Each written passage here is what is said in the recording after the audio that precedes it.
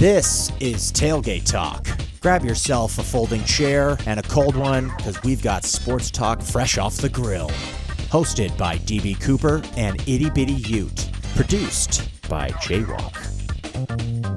This tailgate kicks off right now. I'm good.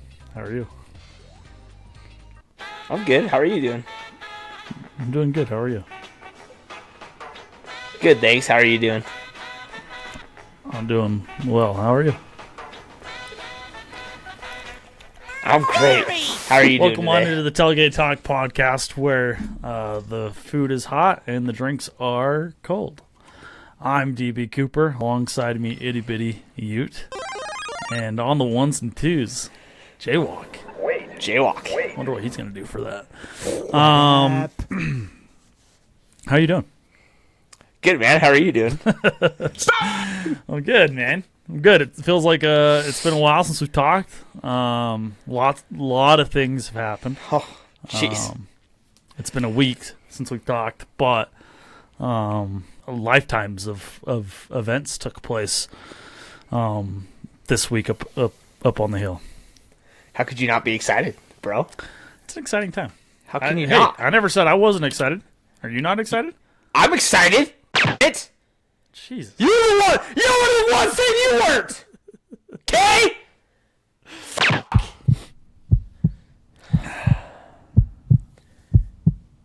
I'm going to How you start doing, bro? with... Good, bro. How are you? Good. I'm going to start here with what I think of everything that happened this last week. What I think is the most noteworthy, the number one reason everyone's going to tune in, the number one reason everyone should be proud to be a Utah man, the number one reason that people should gather their loved ones together and celebrate. Spencer Fano wins the Outland Trophy this week. Thoughts? You just add it to the list of award winners at University of Utah. Yeah. It's It's crazy. Right along the punter and kicker. Yeah. And that's it. Head coach of the year. But yeah, as far as players go, I mean, but add it to the list. Add it to the list. And I don't know if people realize, like, that's the Heisman of offensive. Is everything okay? Yeah, we're good. Go ahead. Are you sure? Go on with the chloroform. That's the Heisman of offensive line play as far as awards go. Utah's never had an Outland winner. Spencer Fano's the first. You looked like maybe you had some stats to share there with us. If not, I do. I do have stats. Stats! Stats. Stats! Stats. Stats! Stats. Stats! Stats. Stats! Stats. us today. Stats! Stats. Stats! Stats. You might have looked this up. This starts up. Stats. But do you know he started 3 years? 3 years. He's the first true freshman to ever start at offensive tackle for Utah. Really? Do you know how many sacks he gave up in 3 years? Did you look this up? I didn't. I know what he gave up this year. How many? How many this year? This year he gave up 0, according to PFF. Yes. Correct. I'm going to go less than 5 over 3 years. He gave up 3 sacks in 3 years. 2 of them were his freshman year. Wow. And I think last year's might have been the first game of the season. Yeah, it was like one of the first drives, too. And, yeah, because I think Logan was giving him shit on Twitter about that one. But, yeah, 3 sacks given up in his career at Utah. 3 sacks, 3 years. The stats that I saw that I really wanted to point to is specific to this year. He played 357 offensive snaps where he had a pass blocking opportunity this season. 357 snaps as a pass blocking opportunity this season. He allowed just 5 pressures and 5 hurries and did not allow a sack. From the stats. I don't know if we'll ever see. I mean, it's a shame offensive line just goes unnoticed to the vast majority. It is what it is. It's what it's always going to be, unfortunately. They're never going to get the love that they deserve, but I don't know if we truly will ever be able to understand what Spencer Fano did over his three-year career. No. And for a full season, it wasn't like he was playing. He didn't have All-Americans behind him last year. Yeah. You know? So pretty remarkable what he did, all things considered. I'm super proud. Did you see the video that they put out with him and his family and Logan announcing it for him? Yeah, that was sick. How many tears over dude. under for you? Definitely one. 1.5 was the over under for me, and I hit the under, but it was close. It was close. I'm right there with you. It was a great watch. If you haven't seen that, go check it out. Riddle me this. He won the Outland, which means what? What is the Outland Award? It's the award for the best lineman in the nation. In the entire nation. No. Just kidding. Yeah, it is. But riddle me this. Spencer Fano wins the Outland Award. Okay. Best lineman. Not first team All-American, though. Have all the All-American teams already come out? I believe so. He doesn't make first team All-American, but he wins the Outland Award. Riddle me that. How the f*** does that work? Yeah. Also, how does our offensive line not win the best offensive line in the nation award? I didn't know that there was such a thing until I saw it this year. We weren't even finalists. Yeah. Yeah. Like, it's been the thing that everyone is.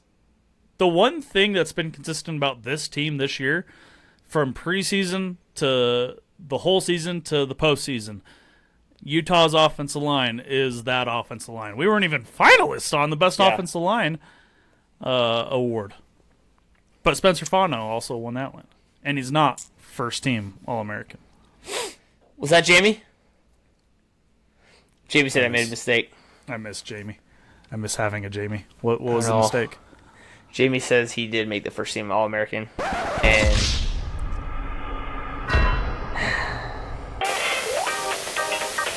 I did see JHD made it for defense, though. We're off to a banging start here. Yeah. No, beautiful. Just super proud of the Fanos, the whole family, really, and Logan and Spencer. Ultimate Utah Mans, Ultimate Utah Men. Ultimate Utah Mans, Ultimate Utah Men. As far as, like, how close does Spencer Fano get to, like, a Mount Rushmore? Of just let's say he goes general? top 3 in the draft, too. I think he's on there, dude. He might I think he's on there. be, right? And I think it's because he had every opportunity to leave, Yeah. too.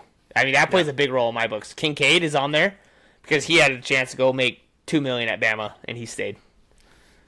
Will people use the argument against Spencer that he wasn't on one of our great teams? Yeah. I don't think that's fair, though. Like, I No. think you can still be on the Mount Rushmore. And especially as an offensive lineman. Like, he 3 sacks over 3 years, All-Americans, Outland Award winner. You know, like, when BYU fans, when they talk trash, they go 1984, they go Heisman, they go Doak, Walker Award winner, and they go Outland Award winner. And we never really have any. We go Ray Guy. Ray Guy. And, Ray. I don't even know, the Lou Groza. Yep. But now we got the Outland. We got the Outland. We got it. We got it, and we can be proud of it. And thanks to Spencer, I think he's got a legit case to go on the Mount Rushmore for all-time Utes. Checkmate. Checkmate, Provo. Checkmate. Because he'll never have the kicking. Yeah. Who take away Spencer Fano? Who's the best offensive tackle that came through Jordan Utah? Gross. Gross. Okay. Or was he a guard? Oh, Might have been Bowles. Bowles. Dude, the thing about Bowles though, he was dirty. Yeah, yeah. He was mean, dude. Hard hitting. Yeah. He had some of the Bowles best is hits nasty. we've ever seen. So Bowles is nasty.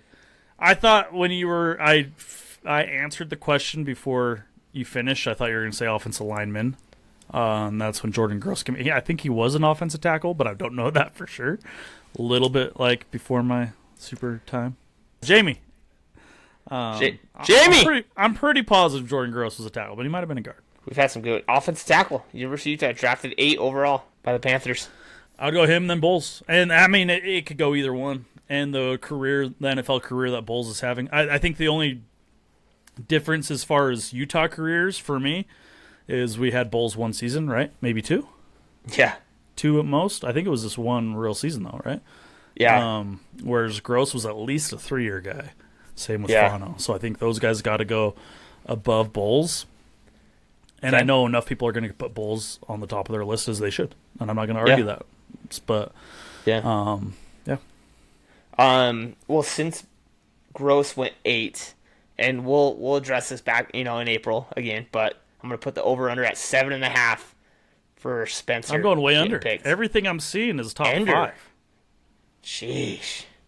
Everything I've seen is top 5. Best tackle on the board, which is generally consensus. I think pretty top 5-ish range, anyways.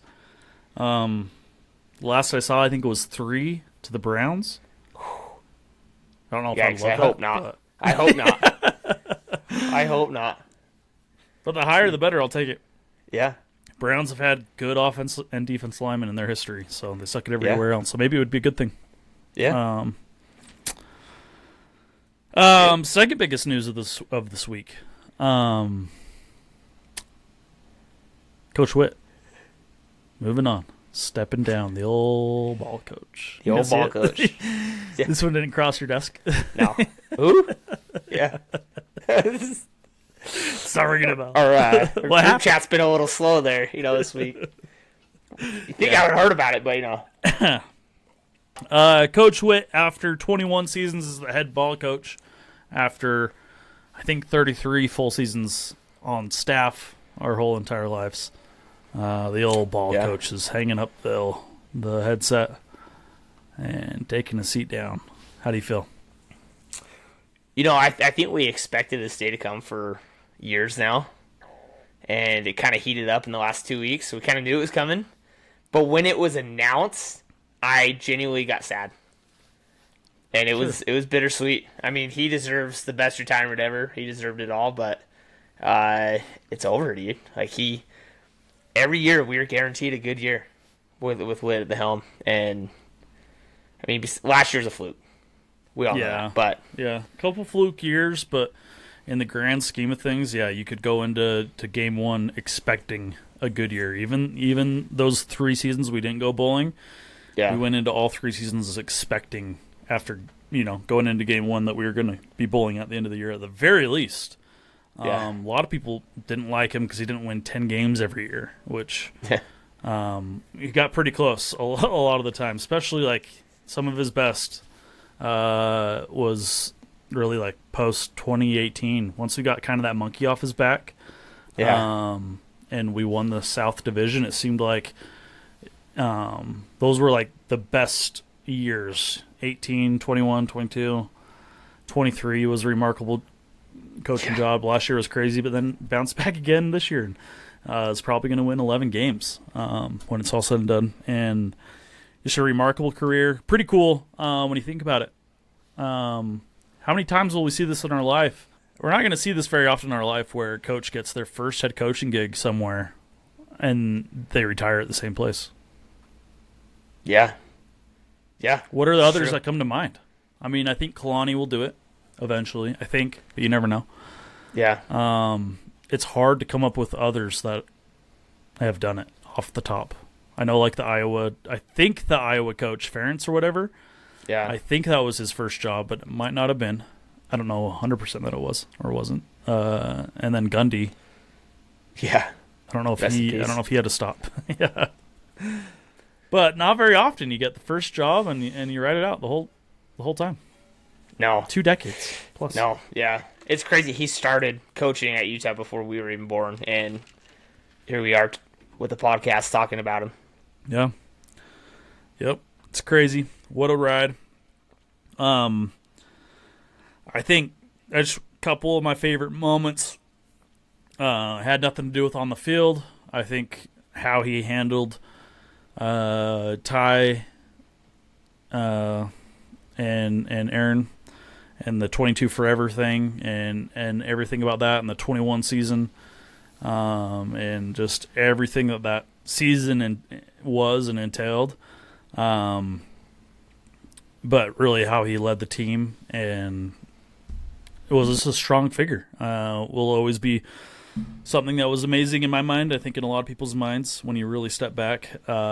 Even the way that the season ended was beautiful. But I think that will, when I think of Coach Witt's career, that season and kind of leading that team through that kind of tragedy is what I'll remember the most about his career for sure. Yeah. Yeah, dude, if you look back at like the last 6 years, it was like we had the 2019 year, 11-1. We should have been in the playoffs. We lost in the conference championship. We were heartbroken, right? 2020 comes around, COVID hits, pandemic. We play 5 games? Yeah. Yep. And then the best player that we've ever seen comes to Utah and dies, and now he's got to take that team into the next year. So now we're in 2021, and the guy that gets his scholarship also passes away. So now we jump into 2023, and then we have the year of injuries and the whole Cam Rising debacle, and then we jump to 2024 and the same thing, right? And so for him to go out with like 10-2 after like 6 straight years of just absolute chaos is insane, dude. Yeah, that's a great point. It's insane. Just speaks to his consistency. I think the writing was on the wall for everyone. I imagine. I mean, we'll never know. I don't think he's ever going to come out with a book of like what happened in this final weeks and what led to the decision. But my best guess is what made it tough was him thinking he still had gas in the tank. Yeah. But on the other side of the coin, understanding I think it's a really good time to pass it on to Scally. You don't want to like pass it on when like everyone moves on, and it's like a rebuild year. Like, yeah, we have some excitement going into next year. Expectations should be pretty good. Not 1, but 2 returning quarterbacks that are proven. And so like he's leaving Scally about as good of a situation as you can leave for your next guy. And I imagine those 2 weighing decisions is what made it the hardest. Yeah. But yeah, I know his wife has been wanting him to be done, and I'm sure his grandkids and his kids. But I don't know. If you were to place a bet right now, where would you put your money on, like what he does next, if anything? I think he consults for Utah. Yeah, he jumps that consultant rope. He's gonna be the assistant AD and rides off in the sunset. I think that's what he should do. I think I'm with you. I think that's where I'm leaning that it goes. I think when he released his announcement and it didn't say the word retiring, I think that caught a lot of people by surprise. I think if Michigan came calling, he would listen. I don't know if he would accept that job or not. I think he would listen. Yeah. I also think that there could be NFL opportunities that would make him listen. And again, this is just me spitballing. I have no idea who Coach Whittingham is as a person on a personal level. This is not me predicting or anything. This is me just spitballing. I think he would listen to Michigan, and I think he would listen to NFL teams. I don't know. Like, it'd be kind of sick to go be a defensive coordinator in the NFL. And, you still feel like you had gas in the tank to, do that. I think that'd be sick. And, for 5 months of work, get paid pretty good, don't have to worry about recruiting, just get back to the X's and O's. I think it'd be fun. I think those are kind of the things. If Jed Fish takes Washington, or if he leaves Washington and takes Michigan, and Washington was open, I don't think Witt would go to Washington. I don't. I think it's like you entertain Michigan because it's Michigan and it's like one of those 5 solidified blue bloods. Mm-hmm. And I think you got to listen to that. Washington is not that, and I don't think he. Somebody asked me if Dillingham had left and ASU was open, do you think Witt would go to ASU? No. I said there's no way, and I don't. Yeah. I think Washington is closer to ASU than they are to Michigan. Yeah. No, I'm with you.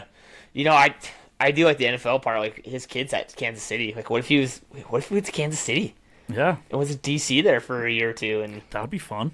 Yeah, that'd be a lot of fun. There's a lot of people on Twitter, speculating the whole Michigan thing. They need help, so they do need someone like Witt to come in and maybe give them like a bridge to the next guy, if it's 2-3 years. So I can see it, but at the same time, like, do you want to invest in someone like Whittingham if you're Michigan?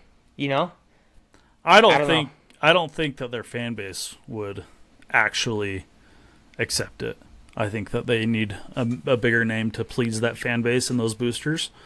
Yeah. I don't think that they would ever take it. I'll give you something I heard tonight, and it came from somebody extremely close to it. When Lane Kiffin got the USC job back in the day, it had to be 2010-ish. Mm-hmm. If USC had offered Whittingham that job instead of Lane Kiffin, Witt would have taken it. How could you not? That would have been sick. How could you not? Would have been way sick. So I mean, we were still in the Mountain West, right? Like, you're going Mountain West of Pac-10. You had to take it. USC. Man. Yeah. Yeah. Kind of fun. Everyone knows about the Tennessee thing, but yeah. I did look up. So he took over as head coach when he was 45, and Scalley's taking over at 46. So we have the same lineup to go back-to-back coaches for 20-plus years. It'd be incredible. It'd be incredible. And I don't think Scalley will make the same mistake that Witt did when he was in his 40s or 50s and say, I can't imagine myself coaching past 65. I think that's the thing that Witt, when it's all said and done, will regret the most. Because I think him saying that it stuck with everyone. And I think that intensified the pressure. I think it made the successor stick around when maybe they didn't have to. I think that's I would probably guess that that's like a top 3 biggest regret of his coaching career is saying that. Yeah. I could see Scalley being like, hey, he's 65 and he's like, I got 3 more years in me and I'm done, and just sticking to it. And I think that's kind of why we're in this situation. Yeah. Don't. You don't know. You could get to 70 and you're still feeling. I think Witt at 65 or 66 or whatever he is now, I think is feeling better than he probably did at 46. Yeah, he's just delegated better. Yeah, and so that's where he's probably going. Like, I can still do this. Yeah, Morgan sat there with blue balls for the last 5 years, and Do you wish that Morgan would have gone and gotten a little experience? I've heard that too on Twitter. Like, hey, who's his network? It's all Utah. It's like the guy coaches in the Big 12. He was in the Pac-12. He has plenty of networks across the country. That was stupid. Yeah, that's a dumb. Witt had the same criticism about him for like his whole career. Is that he would only hire guys that he knew. It's like, well, yeah, that's what you kind of do. But I think with him staying instead of going like USC for a couple of years to be DC and then coming back, it's good for the recruits. It's good for the boosters. Dude, we went to that Chalk Talk, right? Yeah. Me and DB, was it 2 years ago? About this time frame. Went up to you, met in the film room, and there's a bunch of boosters, kind of a bunch of recruits, and me and DB in the corner. And one of the first things he said, right, was like, I'll never wear a different logo than this. I'll always be you. And he went up to all these boosters, knew their name, knew their family, knew what they did. Hey, how's your kid doing for Fremont High School? And Witt was just a little more old school, and I don't think he did that stuff. So I think Scalley's built for this new age, and I think it kind of was passing Witt a little bit, and I think that's where, like, fans and probably staff were like, hey, what are you going to do? We can't play this game, like, for too much longer, so. Yeah. But, I was so impressed with that talk, dude. loved it. It was like one of those most eye-opening experiences. Went in, didn't really know what to expect, and then like it was like 30 seconds into this talk, and I'm like, holy fuck, like this is way cooler than I could have ever imagined. It was a pretty cool thing. Like one of the first things he said was like, put away the phones and everything you hear today is like off record and everything. I was like, oh cow. Dude, commanded the room. Yeah. And Commanded the room. That was sick. I have a lot of faith in Scally. I'm excited about. I think I'd be more emotional about the Witt news if we didn't have Scally. I am so excited for the Morgan Scally era. I'm so excited for him. I've had the chance, including that Chalk Talk meeting. I've had the chance to meet him a couple other times. One was just randomly in the bookstore. And I was like, hey, coach, like, this is a young DB. And I was like, is there any way that, like, I could get, like, how would I get on the staff if I wanted to get on the staff? He's like, he gave me his cell phone number. He's like, give me a call. I'll get you, like, on the on the equipment. That's where you got to start. And then just, you could work your way up. And I was like, holy cow. Like, he gave me his phone number. And I'm just like some little, like, a kid in the bookstore, random summer day. Won me over at the Chalk Talk. Met him a couple other times. Just super impressive, like remembers things, super people person, but he commands the room, and I think he's always been a great recruiter. We've always gotten great recruits that have been in his territory, and he's been the lead recruiter, so that makes me excited. Yeah, think of the defensive players he's developed, too. Developed great players. Yeah. Great players. Bunch of studs. And I think to your point, like, him never leaving is a giant selling point. To the program, and I don't think we'll lose a lot, or if any, of our team because of the Witt news. We might lose some, but I don't think it'll be because Witt is retiring. I think everyone that's committed to Witt and Scally when they committed, and I think everyone kind of knew and assumed it was going to happen. I don't know. I'm just very excited for the Scally era. I'm excited to see what he does differently and what he does the same. There's a lot of feel to like that TCU team that made the playoffs a couple years ago. Sonny Dykes took over after Gary Fatterson was there for 22 years, and I think we talked about it a little bit last episode, and obviously we'll get to it in the offseason, but like the sky's our limit, bro. I think Witt held back in certain areas, and I don't think Morgan will.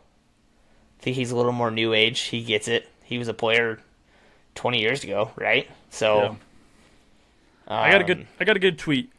Patrick Sheltra on Twitter at 100 Things Utah. Great Twitter follow. He'll tell you how it is. So I think he rubs a lot of people the wrong way. He can he'll share his opinion, and it'll be like completely different from you. And you're like, holy cow! Like, take it a little easy sometimes. Yeah, but great follow. He shared, in Kyle's first year as the head coach, Utah was minus 55 in the fourth quarter point differential in the regular season. In quarters 1 through 3, it was plus 123. He said word was Kyle was too eager to put his own stamp on the program, especially in practice. Morgan needs to be the best Morgan and not out Kyle like Kyle tried to out Urban. Let me read that last paragraph again. Morgan needs to be the best Morgan and not out Kyle like Kyle tried to out Urban.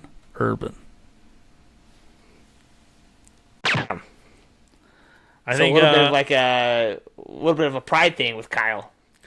Yeah, I think, it brings up the point differential. I think it points to Kyle wanted to win games with his defense. He wanted to get a lead with the offense, and then in the fourth quarter, everyone was going to remember that game was won by his defense.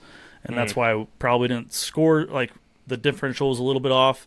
We got scored on second and third stringers, but when it mattered most, those defenses were winning the games. Whereas Urban was probably flipped. I'm pretty positive we started slow in almost every game under Urban, and then we generally dominated in the second half against everyone with our offense. So I think that's kind of what that tweet is pointing to. But just be the best you. That's what Morgan needs to do, not try to out Kyle. It makes sense, dude. It makes sense. I feel like he's been a humble guy. He's just gonna try to coach and win, man. Especially with the new age of football, it's just make the playoffs. And yeah, you got to put the pedal to the metal, step on their throats when you have to. No more dicking around in the fourth quarters. I can't wait for the first fourth down decision. When it's like right on that like yes or no area, and I can't wait to see. There's gonna be some major overreactions one way or another. How it goes, yeah. There's gonna be some major overreactions and I can't wait to see. There was that Fire Wit Twitter account for years. You remember that one? Is he? Yeah. Can't wait to see the Fire Scally tweets. It's already coming, dude. I already got one on TikTok. That was like, horrible decision. Utah needs a clean house. I'm like, how are we already? How can we already assume that it's a horrible decision? I mean, I know generally following up the legend generally doesn't always work out in your favor. Hardly ever does it work out in your favor. But I think this is as good of a setup as we can hope for it to work out following the legend. I'm excited for it. We're going to give it some time. Can I give you a theory of like why it had to happen now?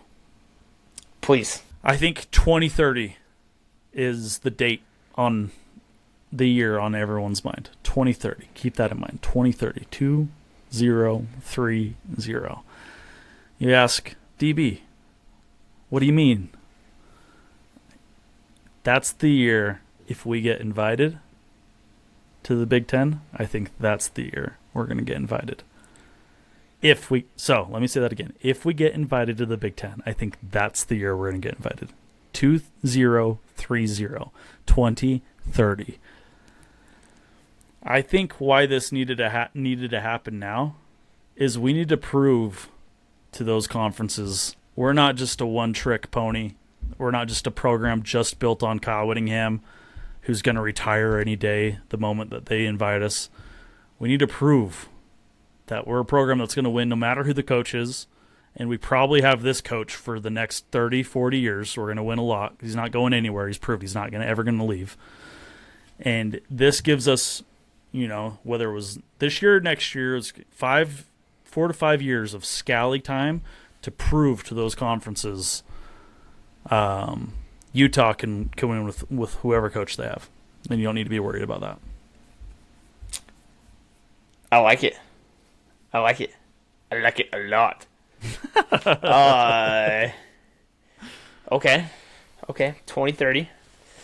Because otherwise, why does it feel like Utah had to make that change now? If Scally, if Scally's saying things like, I'll never wear another logo ever again. Yeah. And he's passed up every other opportunity, why did it have to happen now? Why did it feel like that? Yeah. I think I could be so wrong. But I think this, like, admin and AD, school president, Scally, like, I felt like the communication wasn't good from Witt. And so I think it was kind of wearing on people. Sure. Because he was talking about it in 21, 22. And here we are, 25, and I wonder if that's his overreaction from oversharing those many years ago when he said, I won't coach past 65. Yeah. And he got to this point and realized he overshared, and now he's like, I'm not saying shit to shit now. Yeah. Or be like, I'm going to write out my contract. His contract's up for 2 more years. Just, I don't know. I think there was some wear and tear for sure. That could have played a role, but I do really like your theory, and I like it better than mine. So. What do you mean? Would you rather have a theory of let's go get 4 or 5 years with a new coach and make it to the Big Ten, or people are just sick and tired of, am I going to retire? Am I not going to retire? I don't know. We'll see. Here's the thing, though, too. I don't think that there was just one singular reason for why it had to happen now. I think it could be a mix of everything. Yeah. Mix of everything. I hear that. I don't know if the fourth down decisions and like looking back at that BYU game this year and how we kind of lost from those poor decisions, I think that might have been a point in the book. Like, all right, like this guy's kind of doesn't seem Losing as his sharp. fastball. Yeah, he's kind of like losing it a little bit. And here's the last thing I'll say about this whole transition and like the timing and everything. Because BYU fans are having a heyday. in my personal life, on social media, whatever it is, they're having a heyday. They are so desperate to have this thing be an ordeal for the University of Utah, and that we kicked out the legend, and that it was a big nasty thing, and that we're an awful program for doing that to a legend, and he wants to keep coaching and improve. Stick it to you guys, and we'll never recover, and we'll have bad karma, and Scally will, he'll be fired in 3 years and we'll never recover. That's what BYU fans are so desperate for. The reality is, like, I don't think that that's the case, or will ever be proven to be the case. So, where do you think? What do you think the coach changes will be? I think Freddie goes. He walks out with his brother. You think? I don't know if he does. do. Really? Yeah, I think if Witt still feels like he has gas in the tank, I think Freddie definitely feels like he has gas in the tank too. Okay. Last year, it was kind of like when Witt calls it. It was like, oh, we're gonna lose Freddie. We're gonna lose Ludwig. We're gonna lose a bunch of people. Sure. So I think getting back in his offensive staff has been huge. Yep. It's already established. Who do you think fills in that DC spot? And then second part is, do you think Morgan's going to let them call the defense, or is Morgan just going to be calling it? Yeah. My money would be that it's Swan. That's where I think he's the most deserving. He's been a lot like Morgan. He's been the best, most consistent recruiter, most consistent developer, and we've watched linebackers come in raw. I think like John O'Hall, Devin Lloyd, and like really like flourish under Swan. So I think he's the most deserving. I would love if somehow we could get Jay Hill. I don't think it's going to happen, but I would love that. I think if Jay's in, you go Jay, and you don't think twice about it. I think Morgan's got to at least call and ask and just double check. But assuming Jay is out, I go Swan, and then I do think Morgan lets them call the defense. People I think often forget.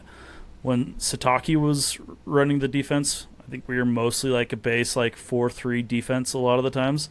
And then when Morgan turned it over to Morgan switched it up with like that 5-2-4 defense, where we were only playing two linebackers, and like completely different from anything we've ever seen up at the U, and a lot of nickel. And I'm sure that was with Witt's blessing, and I'm sure Scally had to sell Witt on the idea, but I think Scally is going to learn from that. You got to let the next guy do his thing, and run the defense he wants to run.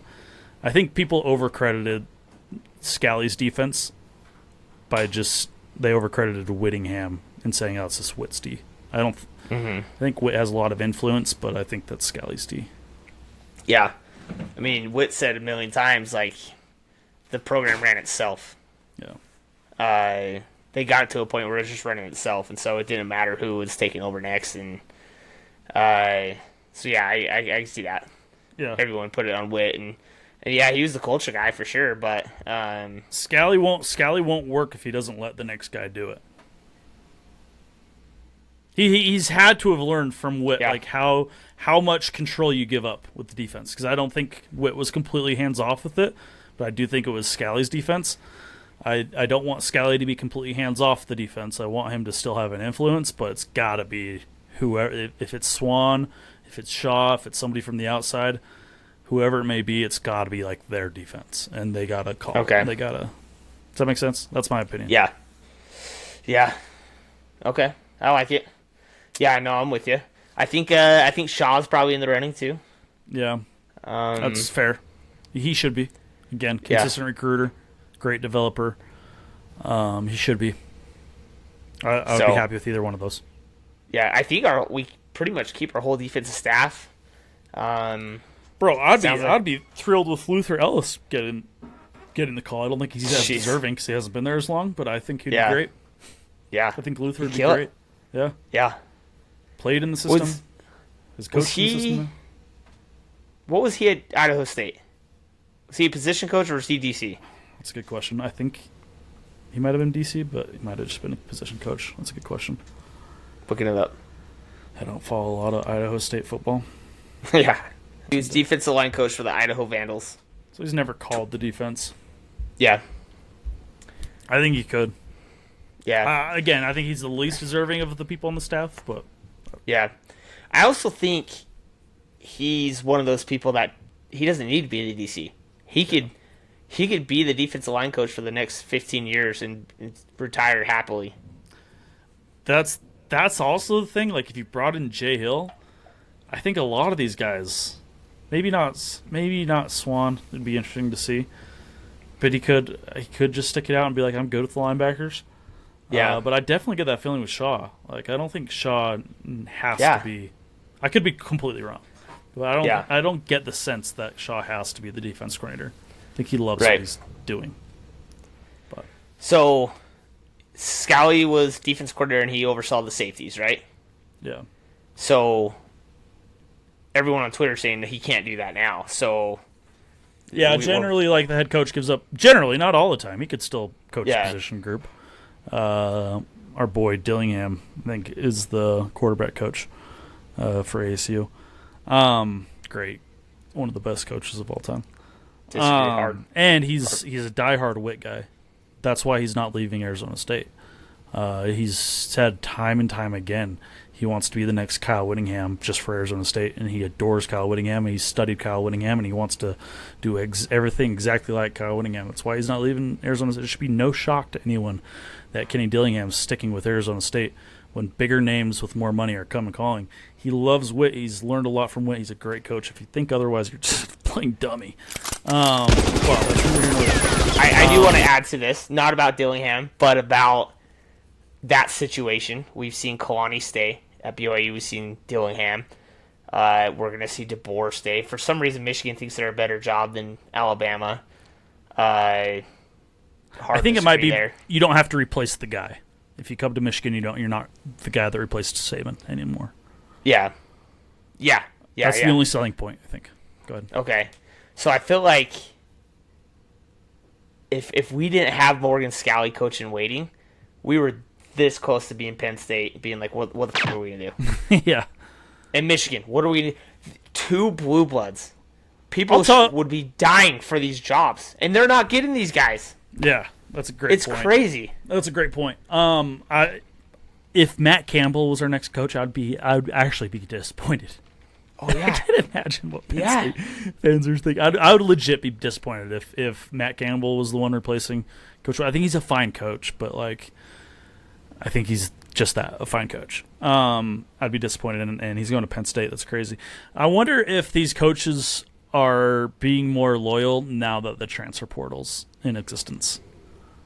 Because if you just move jobs every year, well, obviously your kids are just going to move jobs every year. But if you like truly make your roots and make it known you'll never leave, you can really sell these kids like you're never going anywhere, and neither should you. Because it's going to work out for me by staying in one place, and it's going to work out for you by staying in one place. Yeah. Yeah, and I also think that happened great with Witt and Scally. It was just like, hey, these are your next coaches, whether it's me or him. And people still committed, so they're not going to just dip on them, right? So, like, how many Iowa State players are going to go follow homie? Right. So,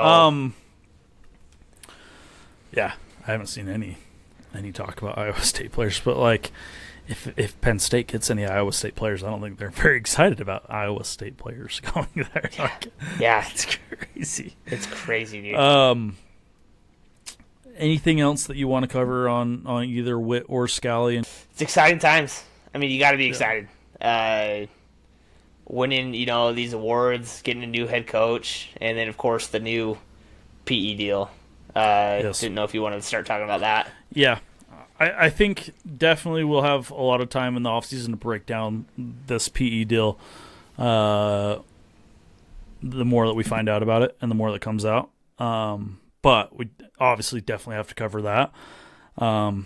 It's quite funny. We got like 4 major headline things in 1 week that literally could, they're like decades of content for Utah athletics. But yeah, this last week, for those that didn't see, Utah athletics sold 49% of themselves to a private equity firm for, I mean, nothing's official, I don't think, but people were saying a ballpark of $500 million. So the university athletics keeps control of 51% of everything, so they have like ultimate decisions. The private equity gets 49% of profits churned. Crazy. First of its kind, which is exciting. I'm looking at my degree signed by Ruth V. Watkins right now. I'm thankful as fuck that it wasn't her that did this deal. I'd be a lot more scared. In President Randall that I trust, he is built for this. He's lived in the private equity business space his whole entire life. He knows all the ins and outs. I love that we're the first. I love that President Randall's backing us and got the deal done. I trust him wholeheartedly. And that's kind of where I'm standing with the whole thing. How are you feeling? Yeah, I'm a little up and down on it, but I'm with you. I love how we're the first. This is such a crucial time for Utah. Yeah. With this conference realignment. Everyone's on Witt he's been saying the Power 2 for the last, 12 years? Yeah. And here we are. And, BYU fans still find a way to shit on him. But we got to have a seat at the table, and I think this is one of those ways to solidify that. So yep. We're taking a gamble, but I think we had to. Yeah, and I mean, obviously the university's saying all the right things now.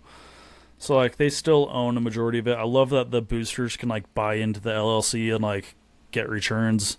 If I was a billionaire, I would be buying a piece of it. I would love to say that I own a part of Utah athletics. And again, if I was a billionaire, the money that I got on profit from it, I would put it right back into the program because I want it to succeed. But I would love to just say that I'm an owner. Would be fun. Would be sick. Definitely goals. # goals. But I don't know. I'm excited about it. I love that it's the first. I would be a lot more scared if we were the 20th or the 50th or the 100th school that did this. I think being the first is going to, again, this is a lot of trusting the higher ups and that they made the right deals and that we're not getting swindled in all this. I'm very trustworthy of President Randall, that he's a sharp guy. And the other decision makers, I think, are very sharp at the U. I don't think that they would allow themselves to just get completely swindled. Like everyone on Twitter, especially the BYU fans, again, just praying that it's our downfall. But they are so sure this is such a bad ordeal. And it's like, okay, you really think that you know more? You on Twitter, it's a software salesman, has never even entertained anything about private equity in real life. You think you know more about it than these guys making the decision up at the U? You really think that? You really do? Yeah. I'll take the smarty pants up at the U. They know what they're doing. I love that we can buy out the private equity firm. I think that'll eventually happen pretty quick, and it'll be no big deal. It'll be the boosters that own that 49%, just as it's always happened. That's always been the case. They've always had power. They've always had control. It's just a little bit more formal now. Yeah. And I also love that if another school does this and their number's way higher, we can go back to the private equity firm and say we want to renegotiate a better deal. Those are the little things. I think when you're the first school to do it, you get those perks. When you're the 100th school to do it, you're probably taking a little less money than you would have if you were the first school to do it. Yeah. No, 100%. It's like these contract negotiations with the NFL guys, right? Yep. If you're one of the first DNs to renegotiate your contract, you might be making less, but then school 2, 3, 4, 5, 6, 7, they're like overpaying, and Yeah. and then that's where you get in some salary cap issues. So kind of the same concept, but yeah, and we weren't poor. Like, we weren't a poor school. That's not why we did this. We just wanted to like solidify being a top team in the Big 12 and to make it a Power 2. Yeah, and I think it's like a unique way to like get our boosters money up front rather than waiting longer. And I also think like our culture is very unique, and how people view money in Utah is very different than how people view money in the South. Yes. You can light your money on the South on fire in the name of football wins all day, and no one will blink twice about it. In Utah, we're just a lot more money conscious, and so even though we have the money and have the billionaires and have the donors, I think people are just more conscious about it, and they want to see some sort of return, and they don't want to donate $1 million and a kid take that and transfer 2 weeks later and they're out $1 million for nothing. Right. I don't think that flies in our culture. Yeah, and this is I just think Cam Rising is the perfect example of that. Yeah. I just think this is a more formal way for the school to say you can donate to us and you'll actually get something in return. And and again, if I had the money, I would be so interested in doing it, and I would be interested in overpaying for what I should buy in for, right? Knowing I'll probably never make that investment back, I'd be fine with that because it's probably going to stay in my family's name for generations to come. So it's not going to be just me that gets to own it, but it's 5, 6, 7 generations of family members down the line that also. Yeah. So like, how sick would that be? Like, I think that's why these big boosters already started. Yeah. We know them all. It's the Huntsmans, it's the Eccles, it's the Garps. Like they're already going way in on this, and so I think for that same reason, they weren't seeing a return. Yeah. They paid for Cam to come back, and he didn't play a single snap in 23. So yeah, there's like no insurance for them. Yeah. So I think it's brilliant. I really do. I do too. We kind of have to think it's brilliant, but yeah, no going back now, and I get that. I do think that everyone has a reason to be concerned. Private equity in normal business terms is a scary thing. They usually crush every good aspect about the culture of the company, all in the name of churning a profit. I think that is what happens in regular work environments in life. I think sports and sports fandom is not regular work and like they still have to be very conscious of the fan and the fanatical. Everyone's like, well, no one's going to be able to afford season tickets now. It's all going to be corporate. Well, then you're going to lose your home field advantage. And it's going to be easier to come in and win in Rice Eccles. And if we start winning less, then we're going to make less in return. So, like, there's way more things that these private equity firms are going to have to weigh in for sports than they do in the normal business culture. I don't think we're going to see a massive difference. I do wonder about some of our season tickets in some parts of the stadium. I think like the north end zone will always be the north end zone. I think Old Man Swans season tickets are probably gone. Zoe, I think 50-yard line halfway up is all going to be corporate probably. I think my south end zone, I mean, it already kind of is a little corporate-y vibes over there. I think that could really like be the first ones to go as far as access for the normal fan. But we'll see. I'm just excited to see it all and how it all plays out. The other thing too is so we have all this money coming in, but we're also going to get that federal funding from the Olympics, and they're going to be able to come expand our stadium. And that's my hope. If they're going to put 10,000 corporate seating in there, then add 10,000 seats. Yeah, I don't know if it needs to be expanded, bro. I like where it's at. I do too. Parking, just under 60, getting in and out. I think it's perfect. It's always full.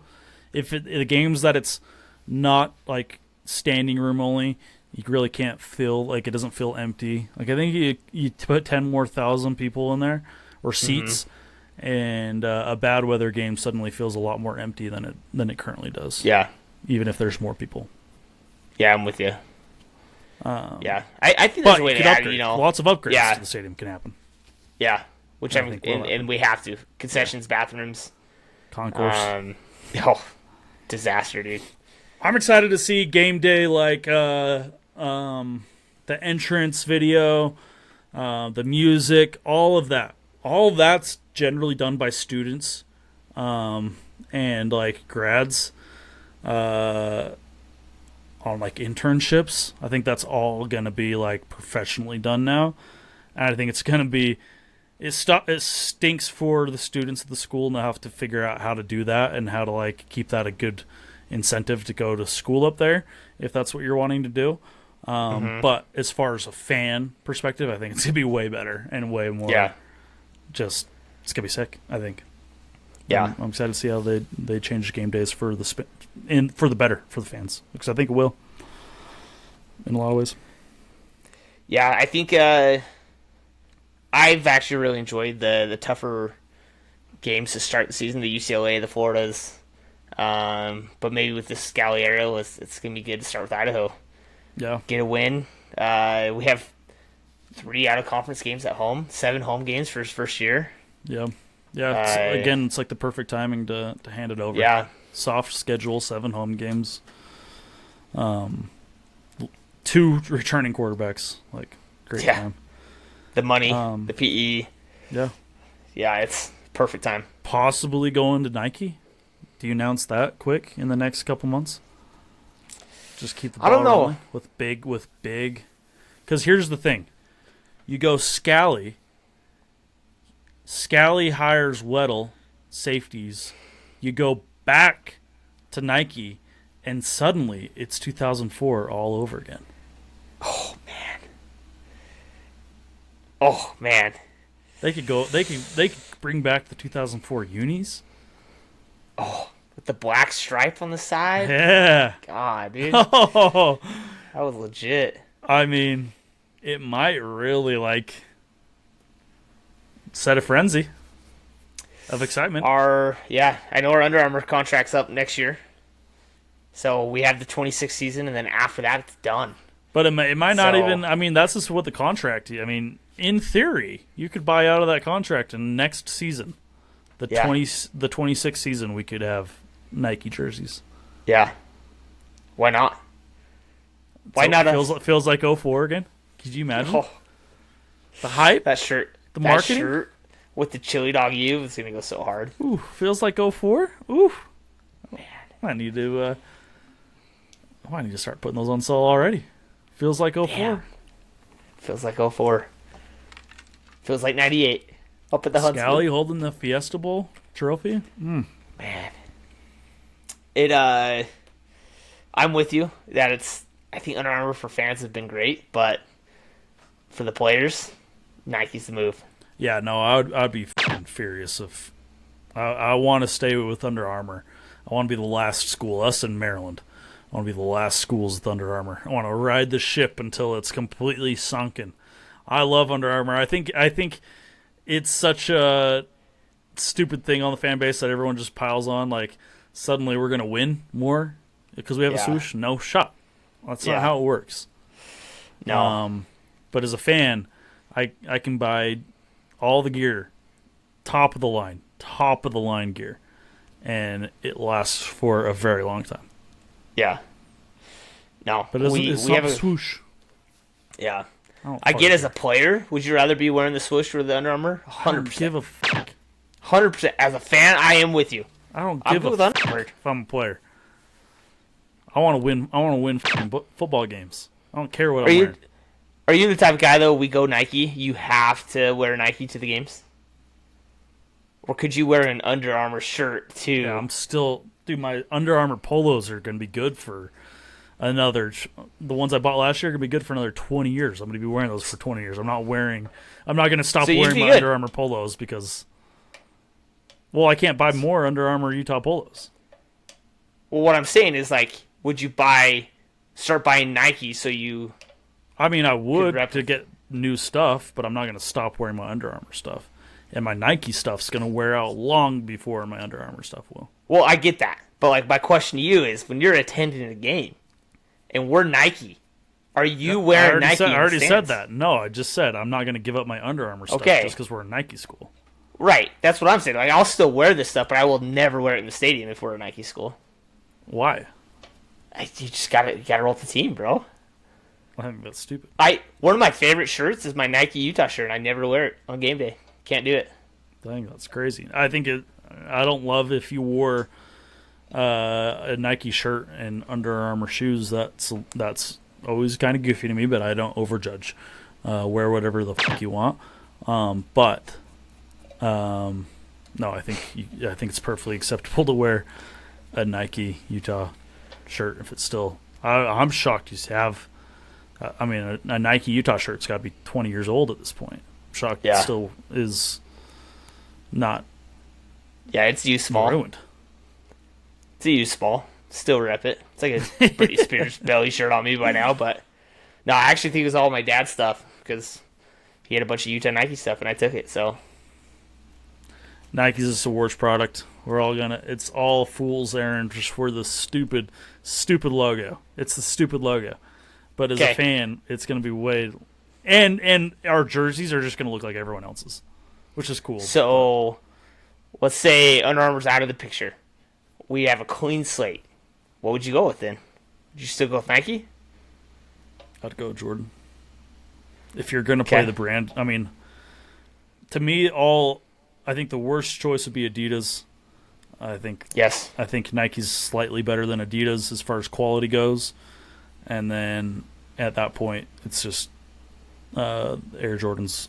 I mean, if you're thinking what the players are going to like to wear the most based off of logos, it's going to be the Jordan logo over the Nike swoosh every day of the week. Yeah. For every player, especially in basketball. I'm with you there. But fuck them. I want guys that are coming to win, not what jerseys or what brand they're going to wear. Yeah. How's that turned out for Oregon? Yeah. Got them nothing. Nothing. Coked up head coach. Love Dan. Yeah. Lanning. Anything else, bro? Dude. We're at an hour. We could go We're not going to make dude. it an hour. Sorry, Jaywalk. This was not our cleanest episode. This is a tough one. This is a long one. Lots to cover. But I apologize to Jaywalk. Yeah, probably wrap it up. We could break down PE deals as we learn more too, and we're gonna have a lot of time to talk PE deals. Yeah, really a lot of time to dig into all this. Really, that's another episode 32 of Tailgate Talk podcast. Can't believe you almost let me forget this episode 32. 500 million things going on this week. Is brought to you by our friends and our sponsors, Aerotech Manufacturing. Been in the business since 1967. Locally owned, locally operated, North Salt Lake. For any of your precision sheet metal fabrication, radiant ceiling panels, or carpet cleaning truck mount needs, Aerotech Manufacturing has you covered. And they are the sole reason that this podcast and this episode 32, 500 million things, is happening and was recorded. Thank you, Aerotech Manufacturing. We love you. Best in the business. Been another episode of Tailgate Talk U. As always, go Utes. Go Utes. Also, rest easy, Hollywood. Rest in peace, Hollywood. We have to watch. See you in Valhalla. See you in Valhalla. That's it for episode 32 of Tailgate Talk. If you haven't already, like the video, subscribe to the channel, and follow us on X.